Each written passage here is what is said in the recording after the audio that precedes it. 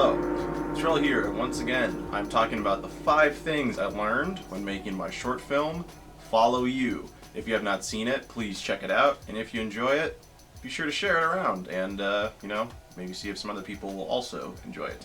But, as I said, we are going to talk about what I learned, so let's jump in.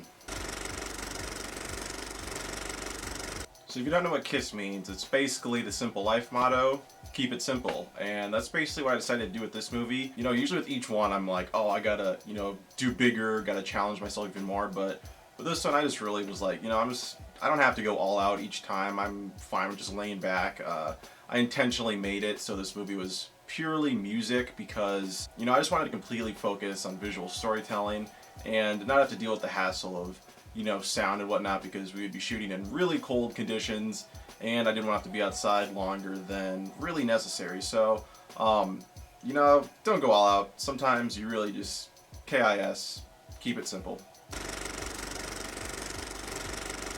If you've seen one of my older 5 Things videos, I talked about a lesson I learned, which is to bake, which basically means when you're writing a story or editing, sometimes it's best to, do your first draft or however many drafts you have, and then just kind of let it bake or just put it away for a little while, so then when you come back to it, you have fresh eyes and you can kind of see parts that aren't working and whatnot.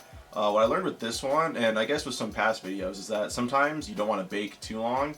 But this one, I wrote the script and was shooting pretty quickly after I wrote it. And what I learned by doing this is that sometimes when you let things bake for too long, you end up almost kind of building it up to like this really big project.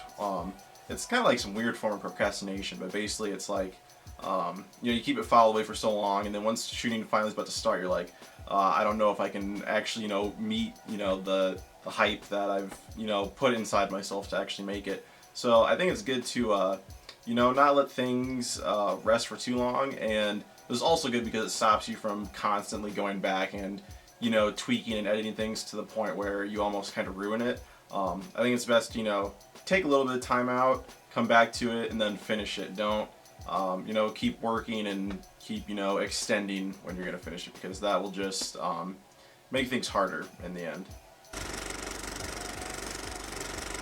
When I say amp up your reality, what I basically mean is, and this is especially true for me with romance movies, because, romantic life for me, not very successful, but a tip I learned when dealing with these type of things is to take like romantic situations you've been in and turn them into like the best possible outcome you would have possibly wanted.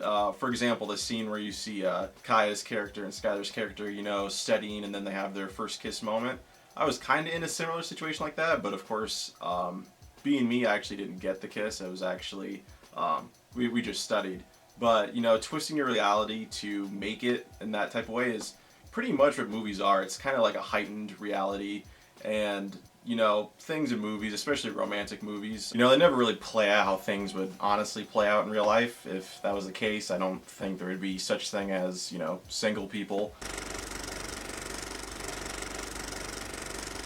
So with this one, I kind of wanted to go back to my roots, make something that I've always loved making, which would be giant monster movie, city getting destroyed, that type of stuff.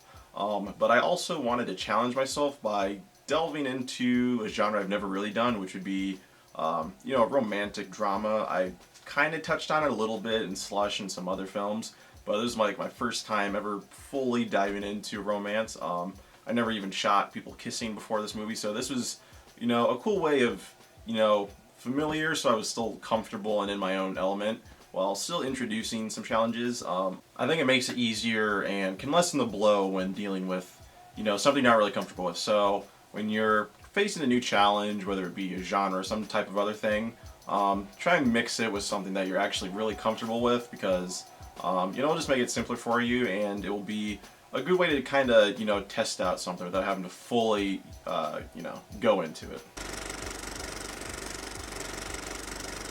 So this last one, I can't fully explain to the best ability, so I'm actually going to reference a video that will be down in the description by screenwriter Landis. It's basically called Chase What Thrills You, Don't Ride the Dragon. Really great advice if you're a creative person, or honestly just anybody that's trying to chase a dream. He explains a lot better than I could, so again, check out that video after you watch this. But in short, basically it's you know, it's still like the same type of issues I've been dealing with in my past few videos of, you know, trying to get too caught up with, you know, I gotta, you know, I want to be the best. I want to, you know, each time I make a movie, I think, oh, this is gonna be the one that really blows up and gets a lot of views. And basically, you don't want to tie your happiness to that type of stuff. It's important to me to really try and, you know, focus on the thrill of making movies, which is what I love, and, you know, stop worrying about, you know, oh, is this gonna, you know, blow up for people? Are people gonna, you know, really watch this? Is this really worth doing all of that? You know, I'm really learning that it's really just the magic of movies that is why I do this. And I don't really like being tied down to, you know, having to worry about all this other outside stuff, and really just focus on, you know, making the biggest movie, and, you know, not chaining my life to it, because it can become really unhealthy to do. And it's definitely something that when you're, you know, obsessed with, you know, your art or whatever type of creative thing you're doing, just sometimes distance yourself from it and not let it rule your life. You know, don't forget to live. Just make movies. That's all I really need to worry about. It's what, you know, if you're an artist, that's all you really need to worry about is just, you know, putting out stuff, and if it blows up, that's awesome, obviously. If not, you know, oh well, you're at least, you know, putting something out there. You're not just the person that's like, oh, I want to do this, but they never actually end up doing it, and, you know, they regret it. You know, the coolest thing for me with movies is just the fact that, you know, you can take something that's from your head and you can actually get people to act it out and then put it out into the world, and it's like an actual, you know, thing that you created from your own mind. And I think that's just a really awesome feeling to have. So that is definitely what I learned biggest, not even just for this movie, I think just for 2016 as a whole.